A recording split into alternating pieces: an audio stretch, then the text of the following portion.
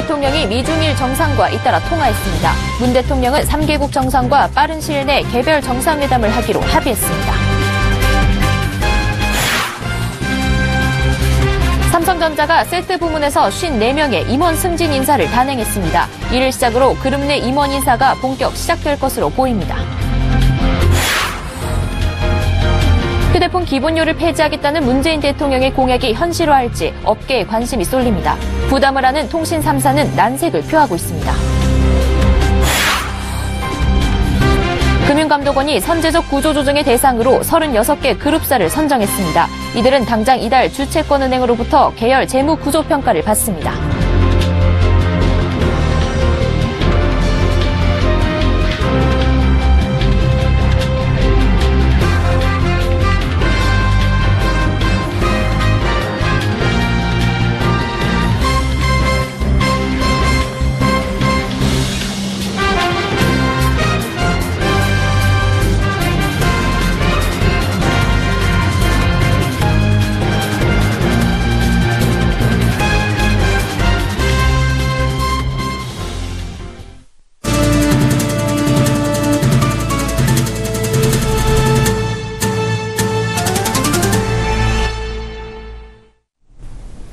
시청자 여러분 안녕하십니까? 센 경제 현장 양한나입니다.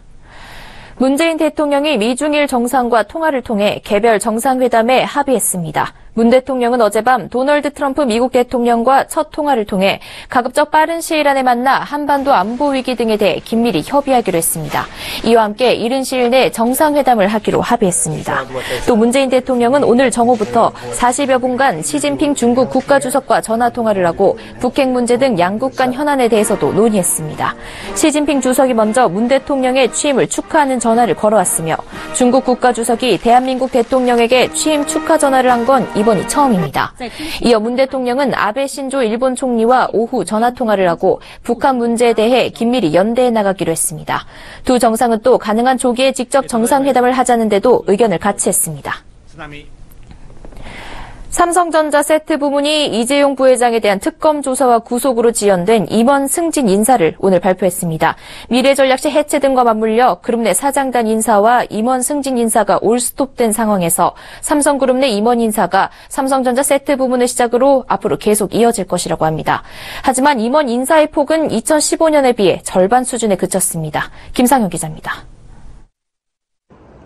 삼성전자가 스마트폰과 TV 사업이 포함된 세트 부문에서 전체 54명 규모의 임원 승진 인사를 단행했습니다.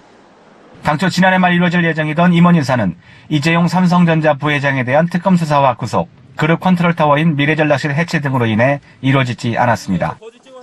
특히 이 부회장이 구속돼 삼성그룹 전체적으로 사실상 비상경영을 하는 상황에서 임원 승진 인사를 단행할 경우 조직 분위기가 느슨해질 것이라는 우려감이 임원 인사에 걸림돌로 작용했습니다. 하지만 삼성전자는 임원 인사가 더 이상 늦어질 경우 조직이 활기를 잃을 가능성에 대비해 당초 예정일보다 5개월 지연된 오늘 임원 인사를 단행한 것으로 해석됩니다. 오늘 인사로 6명이 부사장으로 승진했고 11명의 전무와 30명의 상무, 5명의 전문위원, 2명의 마스터 선임 등이 승진자 명단에 이름을 올렸습니다. 다만 오늘 삼성전자 세트 부문 임원 승진 인사 규모는 직전 삼성전자 임원 승진이 있었던 2015년의 승진폭과 비교할 때 절반 수준에 그칩니다. 특히 홍보팀과 인사팀 등이 포함된 경영지원실에서는 단 한 명의 임원 승진 인사도 이루어지지 않았습니다. 삼성전자는 2015년 세트와 DS 부분을 합한 임원 승진자가 전체 135명에 달했습니다. 삼성전자의 세트 사업 부문이 오늘 삼성그룹 계열사 중 처음으로 임원 인사를 단행하면서 앞으로 삼성전자 DS 부문과 전자계열사, 금융계열사 등의 임원 승진 인사가 잇따를 예정입니다. 반도체 등이 포함된 DS 부문의 경우 현재 최종 결정을 앞두고 있어 이르면 내일 임원 승진 인사를 단행할 것으로 예상됩니다. 삼성전자를 제외한 나머지 삼성그룹 계열사 임원 승진 인사폭은 삼성전자 승진 규모보다 더 작을 것으로 전망됩니다. 삼성 계열사들은 올 연말까지 조직 개편을 수반하지 않을 정도로 임원 승진 규모를 최소화한다는 방침인 것으로 알려졌습니다. 대신 올 연말 사장단 인사를 시작으로 계열사별로 임원 인사를 다시 시작할 것으로 전해졌습니다. 서울경제TV 김상용입니다. 대선 기간 동안 문재인 대통령의 현수막에는 가계통신비 부담 절감 정책이 쓰여 있었죠. 그만큼 통신비 문제는 문 대통령이 주요 과제로 꼽았던 정책이라고 할 수 있는데요. 통신업계를 비롯한 관련 업계에선 난색을 표하고 있습니다. 문 대통령이 내걸었던 통신비 공약이 어떻게 실현될지 주목됩니다. 이보경 기자가 취재했습니다. 문재인 대통령은 대선 기간 동안 국민의 통신비 부담 완화를 핵심 공약으로 내세웠습니다. 먼저 문 대통령은 휴대전화 통신비 중 기본료로 책정된 11,000원을 없애겠다고 공약했습니다. 문 대통령은 통신망과 관련된 설비 투자는 모두 끝났기 때문에 기본료가 필요 없다는 입장입니다. 그러나 통신 3사는 LTE 사용자까지 요금을 일괄 인하하면 영업이익인 3조 6천억 원의 2배 수준인 8조 원 정도의 부담을 안게 된다며 난색을 표하고 있습니다. 통신업계에서는 기본료가 폐지돼 수조 원의 적자가 발생하면 4차 산업혁명의 핵심 동력인 5G 투자도 어려워질 것으로 우려하고 있습니다. 또 기본료 폐지가 이뤄진다면 그 범위가 어디까지가 될지 관심이 모입니다. 2G와 3G가 아닌 4G 요금제는 기본료와 통화료 구분이 없이 휴대폰 이용자의 사용량에 따라 비용을 내는 구조이기 때문에 4G 이용자도 기본료 폐지 대상이 될지 의문입니다. 문 대통령은 또 지원금 상한제 폐지를 앞당기겠다는 정책도 내놨습니다. 지원금 상한제는 신규 휴대폰을 살 때 받을 수 있는 보조금을 33만 원 이상으로 올리지 못하는 제도입니다. 휴대전화 유통시장 과열을 막기 위해 도입됐지만 소비자가 휴대전화를 더 싸게 살 수 있는 기회를 빼앗는다는 비판을 받고 있습니다. 9월 일몰 예정인데 공약대로 이행된다면 4개월 정도 폐지가 앞당겨집니다. 또 주목되는 것은 단말기 가격 분리공시제입니다. 분리공시제는 소비자들에게 지원되는 통신사의 판매 보조금과 스마트폰 제조업체의 장려금을 분리 공개해 스마트폰 가격에 거품을 빼겠다는 것입니다. 하지만 제조업체들의 거부감이 커 3년 전에도 이 같은 논의가 무산된 만큼 이번에는 실현될 수 있을지 주목됩니다. 서울경제TV 이보경입니다. 금융감독원은 금융사의 빚이 많아 올해 선제적 구조조정의 대상이 되는 기업 집단 36곳을 선정해 발표했습니다. 이들은 이달 말까지 재무구조평가를 받고 재무구조가 취약한 것으로 드러나면 채권은행과 개선 약정을 맺고 구조조정에 들어갑니다. 정홍규 기자가 보도합니다.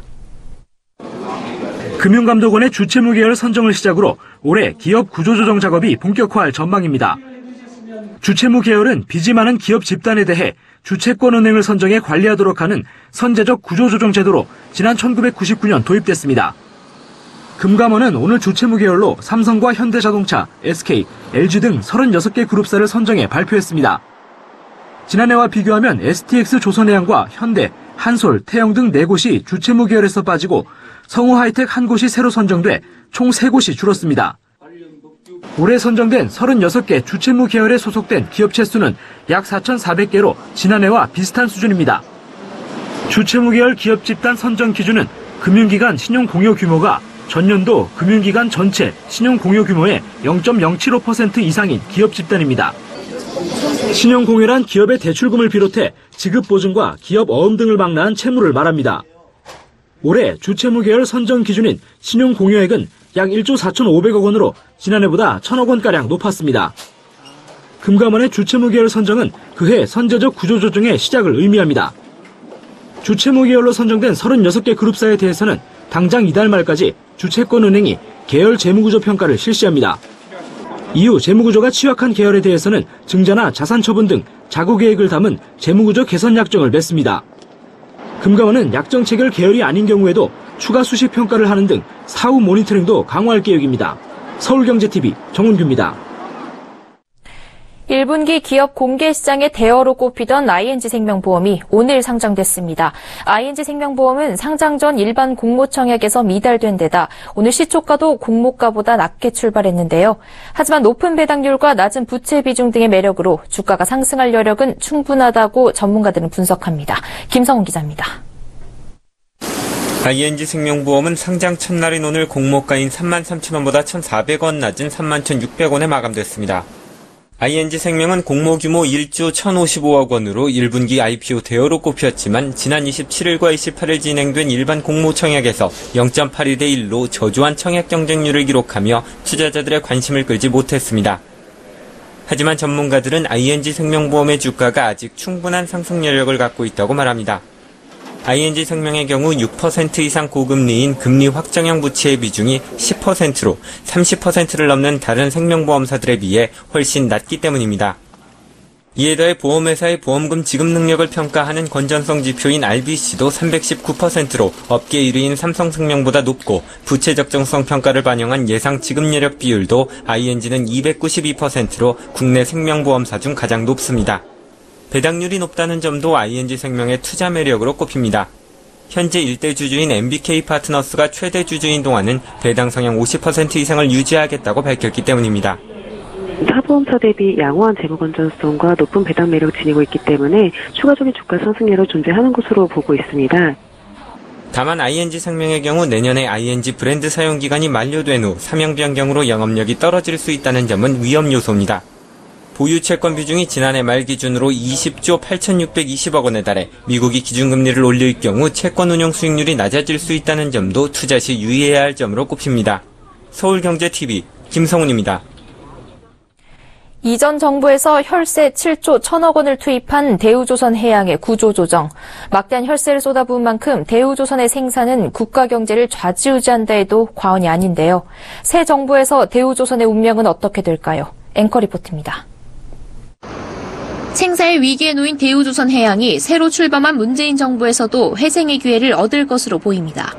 문 대통령은 선거 과정에서 한국조선업은 세계 최고의 기술력을 갖춰 훗날 다시 한국의 효자 산업이 될 것이라며 대우조선을 비롯한 국내 조선해운 산업을 살리겠다고 강조해왔습니다. 아울러 대우조선 부실의 원인 분석과 책임 규명도 반드시 뒤따라야 한다고 말해 대우조선을 살리면서도 부실의 책임은 물을 것으로 예상됩니다. 금융당국과 KDB 산업은행, 대우조선 경영진 등이 책임의 대상이 될 것으로 보입니다.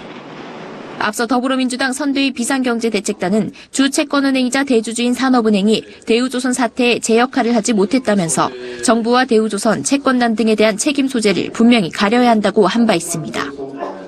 실제 대우조선의 구조조정이 진행되는 와중에도 대주주인 산업은행은 대우조선의 회계 부실을 인지하지 못했습니다. 산은의 최대 주주는 정부란 점을 감안하면 결국 구조조정을 관장해야 할 정부가 대우조선의 부실을 넉놓고 보고 있었던 셈입니다. 문 대통령은 조선업을 살리겠다는 방향만 제시했을 뿐 구체적인 방법론은 내놓은 적이 없습니다. 다만 과거 정부가 금융당국을 위주로 구조조정 방식을 내놓은 것과 달리 당국의 역할은 축소할 것으로 예상됩니다. 구조조정 정책 결정을 금융위원회가 주도한 탓에 산업정책 전반에 미치는 영향은 고려하지 않았다는 게 문 캠프의 판단입니다. 최근 조선 3사가 모두 1분기 영업 흑자를 내는 등 조선업계 업황은 개선되고 있습니다. 하지만 반짝 호황에 취해 구조조정을 게을리하면 결국 국제 경쟁력은 뒤떨어지고 말 것이라는 지적이 나옵니다. 서울경제TV 양한나입니다. 350만 중소기업을 대변하는 중소기업중앙회가 문재인 정부 출범을 맞아 오늘 여의도 중소기업중앙회관에서 새 정부에 바라는 희망제언을 발표했습니다. 중소기업부 격상은 물론 중소기업 중심의 경제성장으로 패러다임을 전환해 일자리를 창출해야 한다고 촉구했습니다. 김혜영 기자입니다. 중소기업계가 새 정부에 바라는 희망제언을 발표했습니다. 우선 중소기업부 승격의 목소리를 높였습니다. 앞서 문재인 대통령은 후보 시절부터 중소기업계 수건사업인 중소벤처기업부 확대 신설을 약속해왔습니다. 중소기업청이 중소벤처기업부로 승격되어야 한다. 중소벤처기업부로서의 역할을 충분히 다할 수 있도록 산하기관을 포함한 타 부처 기능 조정과 업무 이관이 반드시 함께 이루어져야 한다. 실제로 산업통상자원부의 외청인 중기청은 행정부처 입법권이 없어 독자적인 중소기업 정책을 펼치는데 어려움이 많았던 게 사실입니다. 또한 일자리 창출을 위해서는 경제구조의 근본적인 개혁이 필요하다고 촉구했습니다. 특히 대기업에 대한 투자가 고용, 임금 증가로 이어지는 낙수 효과가 사실상 사라진 만큼 고용 유발 효과가 큰 중소기업에 대한 투자가 선행돼야 한다는 입장입니다. 일자리 창출은 대한민국 경제구조의 근본적인 계획을 통해서 추진해야 한다. 중소기업, 서비스, 신산업, 지방, 여성, 청년 중심의 일자리를 창출하는 구조로 바뀌어야 한다. 아울러 대기업 불공정 행위 근절을 위해서는 공정거래위원회 위상 강화와 함께 상임위원회에 중소기업을 대변할 수 있는 인사가 포함되는 것도 필요하다고 역설했습니다. 한편 이 자리에서는 다음 주 중소기업 주간을 맞아 열리는 중소기업인 대회 등을 통해 문재인 대통령과 중소기업계의 만남을 제언하기도 했습니다. 중소기업계의 최대 축제인 만큼 상징성과 의미를 부여해 중소기업 정책 추진에 대한 강한 의지를 보여주길 요청할 셈입니다. 서울경제TV 김혜영입니다.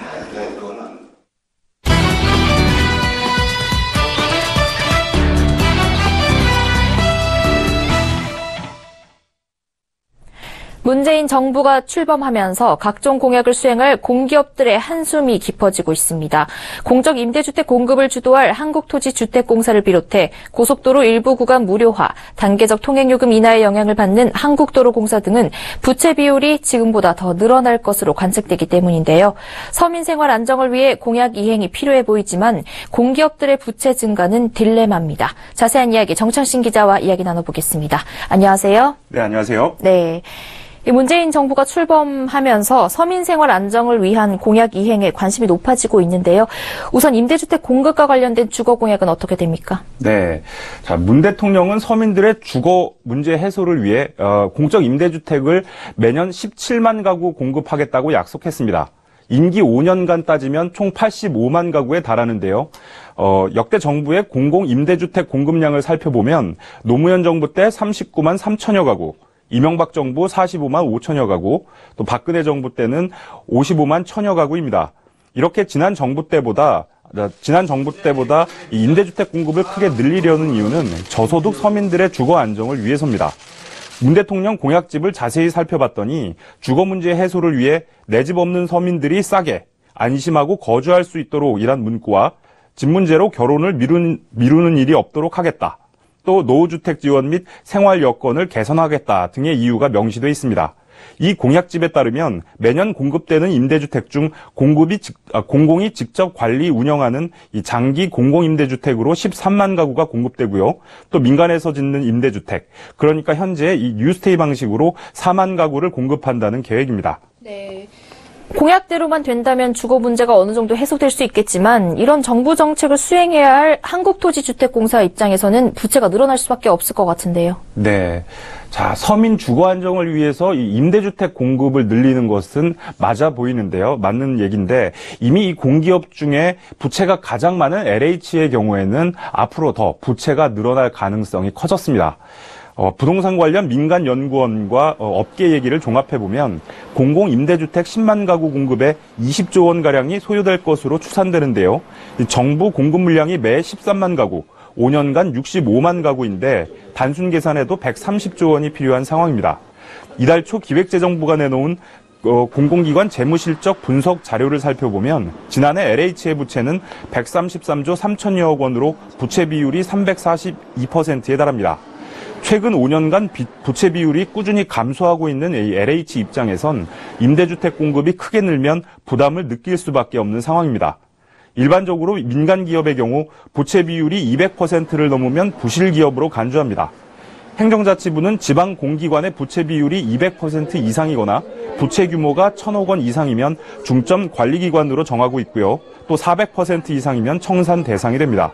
대체적으로 공기업의 부채 비율이 200%를 넘으면 부실 가능성이 크다는 의미로 풀이됩니다. 일각에선 LH의 부채는 임대주택을 공급하면 할수록 늘어나는 만큼 이 착한 부채로 부르기도 합니다.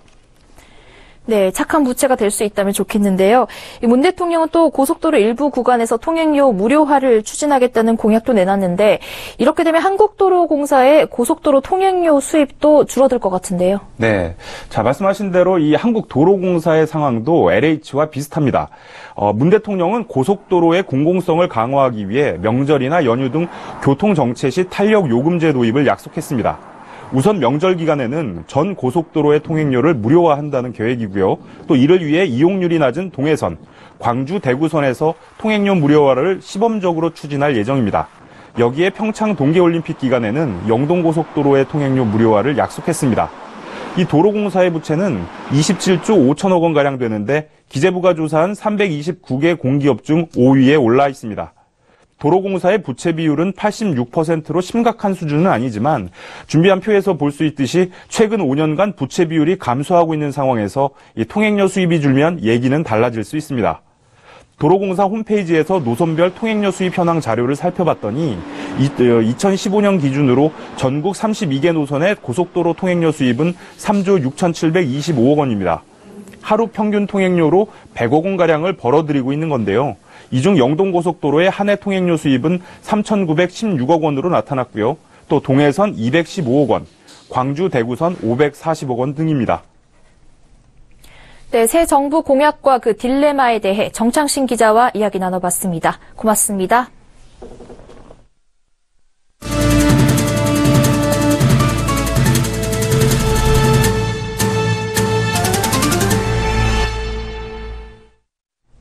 지난달 청년 실업률이 11.2%를 기록하며 4월 기준으로 역대 최고치를 기록했습니다. 통계청이 발표한 고용 동향을 보면 지난달 청년 실업률은 1년 전보다 0.3%포인트 오른 11.2%를 나타냈습니다. 이는 월간 기준 1999년 관련 통계 집계 이후 역대 최고치입니다. 전체 실업자 수도 117만 4천 명으로 9만 9천 명 늘어 4월 기준으로 역대 최고이고 올해 2월 135만 명 이후 최고치입니다. 반면 지난달 취업자 수는 2,657만여 명으로 두 달 연속 40만 명대 늘어나며 증가세를 이어갔습니다. 하지만 상대적으로 질이 좋은 제조업 취업자는 6만 2천 명이나 감소하며 10개월째 하락세를 나타냈습니다. 국내에 진출한 외국계 대기업의 본사 배당액은 순이익의 76%에 이르지만 매출액 대비 기부금 비중은 0.05%에 불과했습니다. 기업 경영성과평가 사이트 CEO스코어가 매출 상위 500대 기업에 포함된 외국계 기업 44개사와 국내 기업 374개사의 배당 성향과 기부금 현황을 조사한 결과 외국계 대기업의 배당 성향은 75.9%로 조사됐습니다. 이들 외국계 대기업의 당기순이익 합계가 3조 5,451억 원임을 고려하면 그중 2조 6,917억 원을 배당 형태로 본사에 보낸 겁니다. 이는 국내 대기업의 평균 배당 성향인 23.6%의 3배가 넘는 수준입니다. 반면 매출액 대비 기부금 비중은 국내 대기업이 0.12%인데 반해 외국계 대기업은 0.05%로 국내 기업의 절반에도 미치지 못했습니다.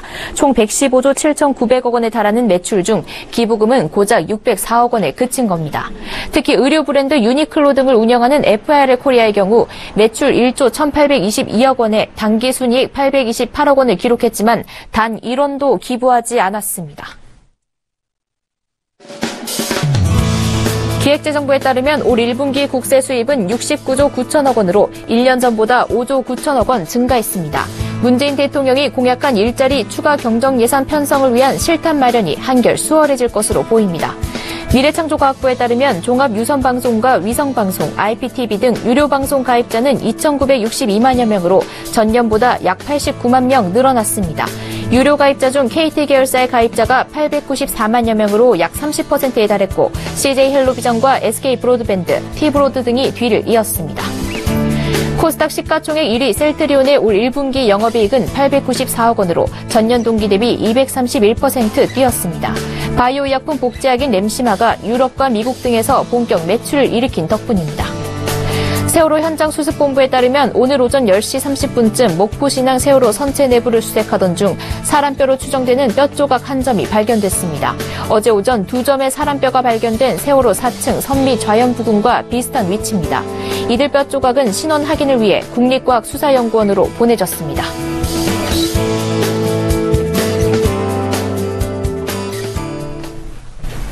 센 경제 현장 여기까지입니다. 시청해주신 여러분 고맙습니다.